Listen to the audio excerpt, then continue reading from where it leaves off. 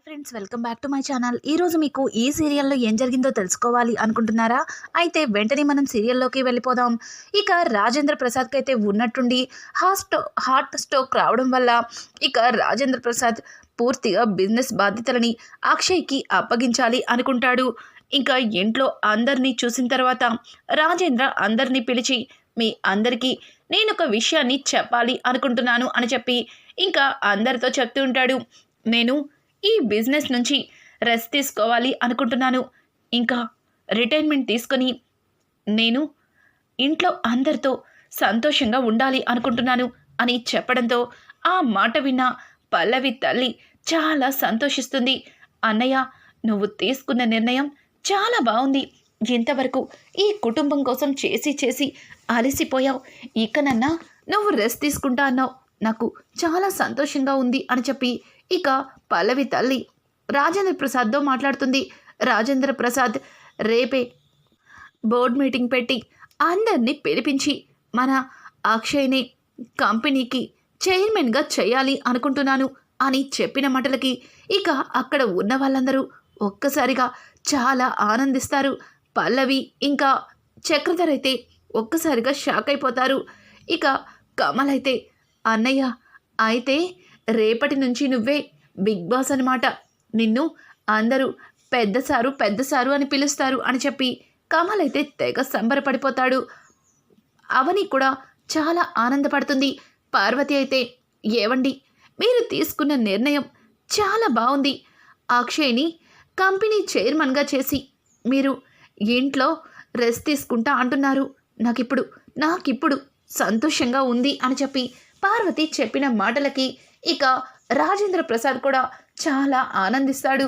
ఇక్కడ చూస్తే చక్రధర్ అందరూ సంతోషంగానే కనిపిస్తున్నారు. కానీ చైర్మన్గా చేస్తామంటే అక్షయ్ మొహంలో అస్సలు ఆనందం కనిపించట్లేదు. ఏంటక్షయ్, నీకు చైర్మన్గా ఉండడం ఇష్టం లేదా అని చెప్పి చక్రధర్ అయితే ఇక అక్షయ్ని అడుగుతాడు.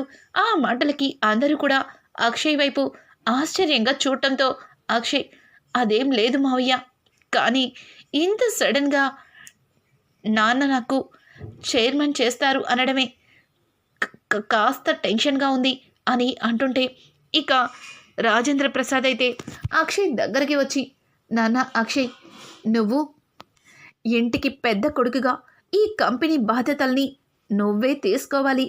నా తర్వాత ఇంటి పెద్దగా అన్నీ నువ్వే చూసుకోవాలి అని చెప్పి రాజేంద్ర అయితే ఇక అక్షయ్కి చెప్పడంతో, అలాగే పెద్ద ఆవిడ కూడా, అవునరా అక్షయ్, మీ నాన్న తర్వాత ఇంటి పెద్దగా కుటుంబ బాధ్యతలు తీసుకోవాల్సిన బాధ్యత నీదేరా. అయినా ఇప్పుడు రాజేంద్రకి అంతగా ఆరోగ్యం బాగోలేదు. వాడు రెస్ట్ తీసుకుంటేనే మంచిది అని చెప్పి ఇంకా పెద్ద ఆవిడ కూడా అక్షయ్కి చెప్తుంది. అక్షయ్ ఆ మాటలకి సరే అన్నట్టుగా సంతోషంగా తల ఊపుతాడు. ఇక రాజేంద్ర ప్రసాద్ అయితే, అమ్మ అవని, ఈ సంతోషంలో అందరికీ స్వీట్ పెట్టమ్మా అని చెప్పడంతో, సరే మావయ్య గారు, ఇప్పుడే వెళ్ళి అందరి కోసం పాయసాన్ని చేసి తీసుకుని వస్తాను అని చెప్పి ఇక అవని అయితే కిచెన్లోకి వెళ్ళి పాయసాన్ని సిద్ధం చేస్తూ ఉంటుంది.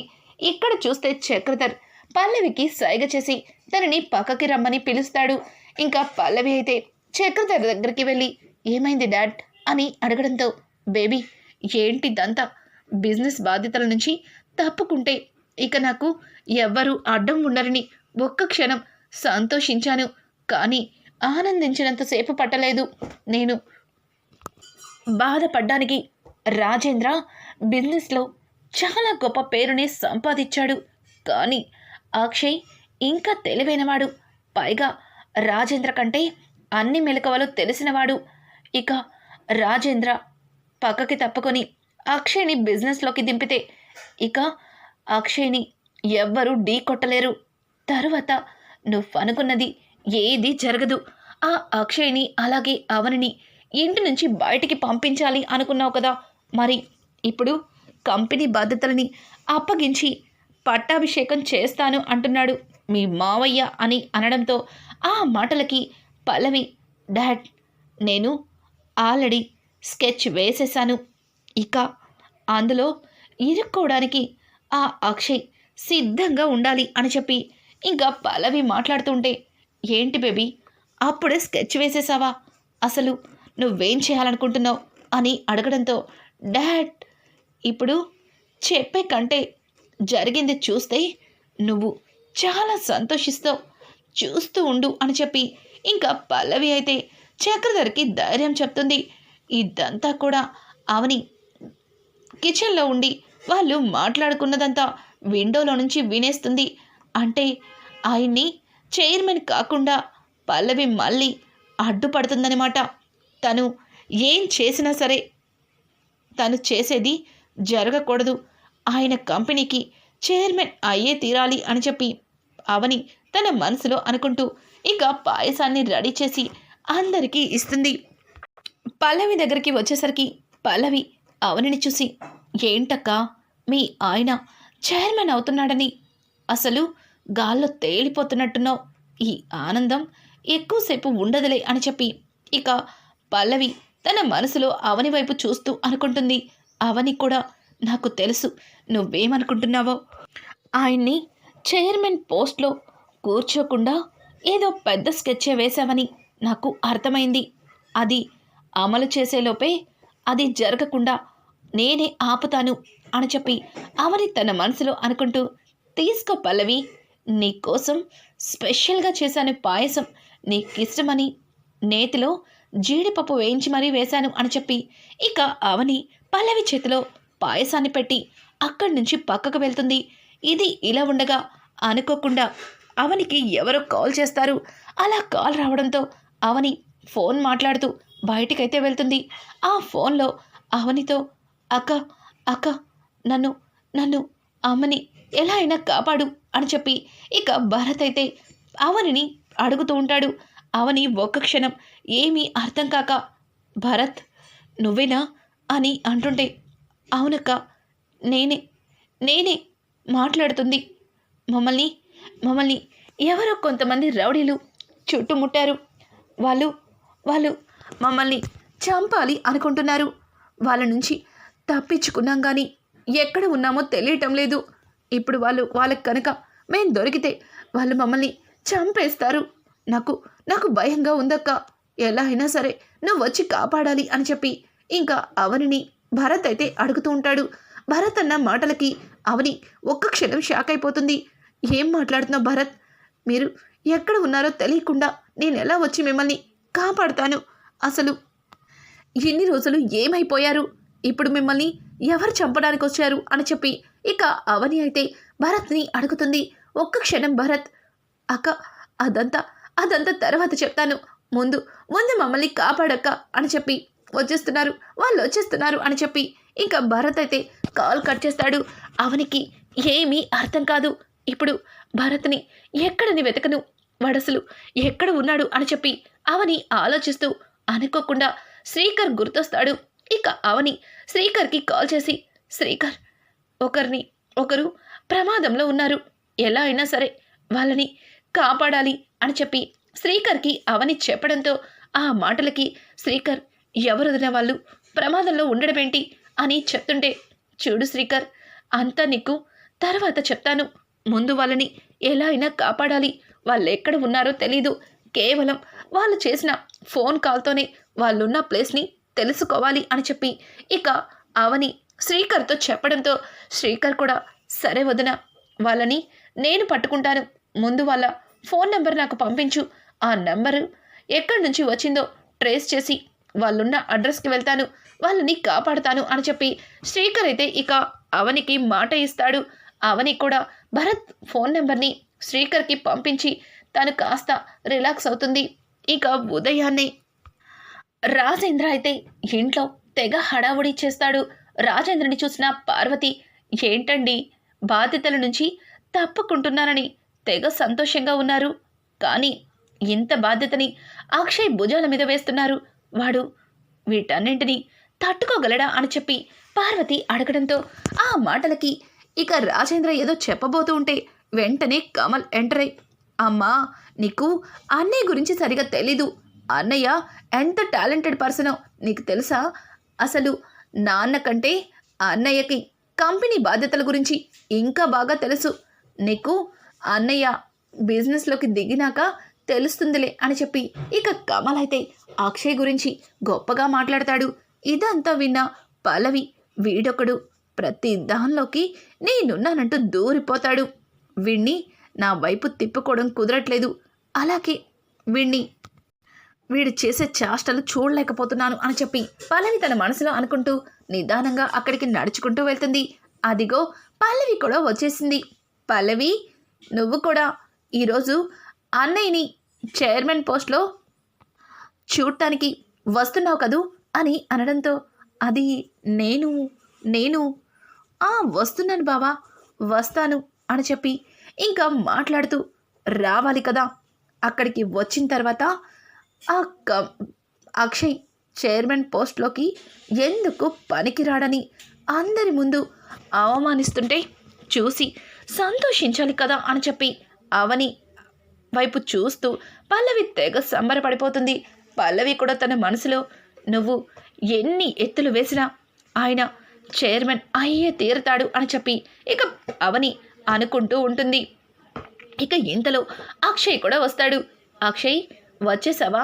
నీకోసమే ఎదురు చూస్తున్నాను. ఏంట్రా ఇంత లేటు? బోర్డ్ ఆఫ్ డైరెక్టర్స్ అందరూ వచ్చేశారు.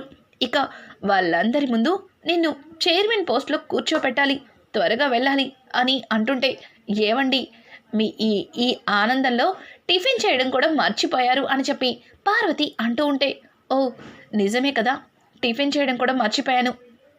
అమ్మ అవని, త్వరగా టిఫిన్ సిద్ధం చేయి అని చెప్పడంతో, అయ్యో మావయ్య గారు, అన్నీ సిద్ధం చేశాను, మీరొచ్చి కూర్చుంటే అందరికీ వడ్డిస్తాను అని చెప్పి ఇక అవని అయితే వాళ్ళని డైనింగ్ టేబుల్ దగ్గర కూర్చోబెట్టి అందరికీ టిఫిన్ పెడుతుంది.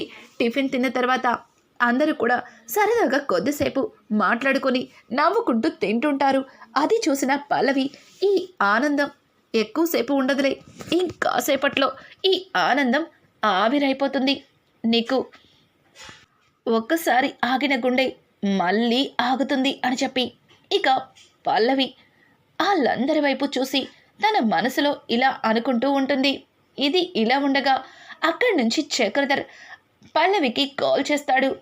పల్లవి చక్రధర్ ఫోన్ చూసి పక్కకి వస్తుంది. పల్లవి, నువ్వు ఏదో చేస్తాను, ఆ అక్షయ్ని చైర్మన్ పోస్ట్లో కూర్చొనివ్వను, ఇది జరగదు అని చెప్పి ఏదేదో చెప్పావు. అసలు నువ్వేం చేస్తున్నావు? నాకెందుకో మనం ఏం చేసినా ఈ మధ్యన ఆ అవని అస్సలు జరగనివ్వట్లేదు. మన ప్లాన్ వర్కౌట్ అవుతుందా అని చక్రధర్ అడగడంతో చక్రధర్ మాటలకి పల్లవి అయితే, డాడ్, మీరు మరీ ఎక్కువ కంగారు పడుతున్నారు. మీరు ఆఫీస్కి వెళ్ళండి. మిమ్మల్ని కూడా మావయ్య గారు ఈరోజు ఆఫీస్కి రమ్మని పిలిచారు కదా, అక్కడ కళ్ళతో చూసి ఆనందపడచ్చు అని చెప్పి పల్లవి కాల్ కట్ చేస్తుంది. ఇక్కడ చూస్తే చక్రధర్ అయితే, ఈ పల్లవి ఏం చేయాలనుకుంటుందో నాకు అస్సలు అర్థం కావట్లేదు. ఏదో ఒకటి చేసి ఆ అక్షయ్ అసలు చైర్మన్ కాకూడదు. అలాగే ఈ రౌడీ వెధవలు ఫోన్ చేస్తుంటే ఫోన్ లిఫ్ట్ చేయట్లేదు. ఇంతకీ ఆ భరత్ గాడిని మీనాక్షిని చంపేశారో లేదో అని చెప్పి మళ్ళీ ఇంకా చక్రధర్ అయితే ఆ రౌడీలకి కాల్ చేస్తుంటాడు. ఆ రౌడీలు అస్సలు కాల్ లిఫ్ట్ చేయరు. అసలు ఈ యదవలకేమైంది అని చెప్పి చక్రధర్ వేరే ఒక రౌడీకి కాల్ చేయడంతో అతను ఫోన్ లిఫ్ట్ చేస్తాడు.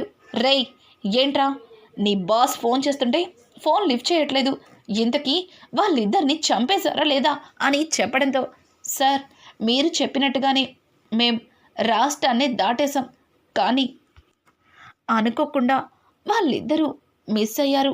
వాళ్ళ కోసమే ఇదిగో ఇక్కడ ఫారెస్ట్ అంతా వెతుకుతున్నాం అని అంటుంటే, ఏం మాట్లాడుతున్నారా, ఫారెస్ట్ ఏంటి అని అంటూ ఉంటే, అవును సార్, సడన్గా ఇక్కడికి వచ్చాక టైర్ పంచర్ అయింది, దాన్ని రిపేర్ చేస్తుంటే వాళ్ళిద్దరూ తప్పించుకొని అడవిలోకి వెళ్ళిపోయారు అని అంటుంటే, ఏంట్రా అడవిలోకి వెళ్ళిపోవడం ఏంటి అని అంటూ ఉంటే, అవును సార్, ఇది ఎట్లాంటి అడవో మీకు కూడా తెలుసు కదా, ఇక్కడ ఎప్పుడు పులులు సింహాలు తిరుగుతూనే ఉంటాయి.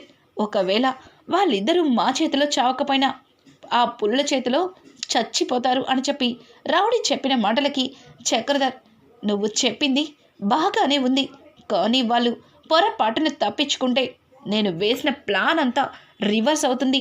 ఆ తర్వాత ఒక్కొక్కరిని నుంచోబెట్టి షూట్ చేస్తాను అని చెప్పి చక్రధర్ కాల్ కట్ చేస్తాడు. ఇంతలో తన భార్య రాజలక్ష్మి అక్కడికి వచ్చి, ఏవండి, ఏమైంది, ఏంటంత టెన్షన్గా ఉన్నారు, ఎవరిని షూట్ చేస్తా అంటున్నారు అని అడగడంతో, అయ్యో అదేం లేదు, బిజినెస్లో కాస్త టెన్షన్స్ అంతే, నువ్వేమీ ఆలోచించకు, ఇదంతా మామూలులే. అవును, ఏంటి ఉదయాన్నే రెడీ అయ్యావు, ఎక్కడికి అని అడగడంతో, అదేంటండి, అన్నయ్య నిన్ను చెప్పారు కదా ఈరోజు అక్షయ్ని చైర్మన్ స్థానంలో కూర్చోపెడతారని, మరి మనం కూడా వెళ్ళాలి కదా, నా మేనల్లుడు చైర్మన్ పోస్ట్లో కూర్చుంటే చూస్తూ సంతోషించాలి కదా అని అంటూ ఉంటే, అక్కడ కూర్చునేది అక్షయ్, కమల్ కాదు, అర్థమవుతుందిగా అని చెప్పి ఇక చక్రధర్ అయితే కాస్త వెటకారంగా మాట్లాడతాడు. ఆ మాటలకి, ఏవండి, ఏం మాట్లాడుతున్నారు, వాళ్ళల్లో ఎవరు కూర్చుంటే ఏంటి, అక్కడ కూర్చున్నది నా మేనల్లుడే కదా, నాకు సంతోషమే అని చెప్పి ఇంకా తను కూడా అక్కడికి వస్తాను అంటుంది. కానీ చక్రధర్ తనని వద్దని చెప్పి, నువ్వెందుకు అక్కడికి, అక్కడ ఆడవాళ్ళు రారు, నువ్వింట్లోనే ఉండు అని చెప్పి చక్రధర్ మాత్రమే వెళ్తాడు. ఇక్కడ చూస్తే పల్లవి అలాగే అవని ఇద్దరు కూడా ఆఫీస్కి బయలుదేరతారు. సడన్గా ఇద్దరి కార్లు ఆఫీస్ ముందు ఆగుతాయి. ఇక పల్లవి అయితే కారులో నుంచి కిందకి దిగి అవని వైపు చూస్తుంది. అవని పల్లవి వైపు చూస్తుంది. అక్క, వచ్చేసావా, నిన్ను చూస్తుంటే నాకు చాలా సంతోషంగా ఉంది. ఈరోజు బావగారిని నువ్వలా చూడటం నీ మనసుకి చాలా సంతోషాన్ని ఇస్తుంది అని చెప్పి పైకి అంటూనే తన మనసులో, నీ భర్త చైర్మన్ కాదు కదా, కనీసం ఆఫీస్లో పియోన్గా కూడా పనికిరాడని అందరి ముందు అవమానిస్తాను అని చెప్పి ఇక పల్లవి తన మనసులో అనుకుంటూ లోపలికి అడుగు పెడుతుంది. అలాగే అవని కూడా, నువ్విక్కడికి ఎట్లాంటి దురుద్దేశంతో వచ్చావో నాకు బాగా తెలుసు, నువ్వు ఏం ప్లాన్ చేసినా సరే అది అస్సలు జరగనివ్వను. ఈరోజు ఎట్టి పరిస్థితుల్లో ఆయన్ని చైర్మన్ స్థానంలో కూర్చుని తీరుతారు అని చెప్పి అవని తన మనసులో అనుకుంటూ లోపలికైతే వెళ్తుంది. అలా కొంతసేపటికి రాజేంద్ర బోర్డ్ ఆఫ్ డైరెక్టర్స్ అందరినీ పిలిపించి ఇక అందరి మధ్యలో ఈ కంపెనీకి చైర్మన్గా నేను రిటైర్మెంట్ తీసుకుంటున్నాను, ఆ స్థానంలో నా పెద్ద కొడుకు అక్షయ్ని కూర్చోపెడుతున్నాను అని చెప్పి అందరికీ చెప్పడంతో అందరూ గట్టిగా చప్పట్లు కొడతారు. సార్, మీ తర్వాత మీ స్థానంలో అక్షయ్ సారే సరైన వారు, మీరు అక్షయ్ సార్ని సెలెక్ట్ చేసి మంచి పని చేశారు, ఇందులో మాకెట్లాంటి అభ్యంతరాలు లేవు, మాకు కూడా సంతోషమే అని చెప్పి వాళ్ళందరూ గట్టిగా క్లాప్స్ కొట్టడంతో ఇక అక్షయ్ కూడా చాలా సంతోషిస్తాడు.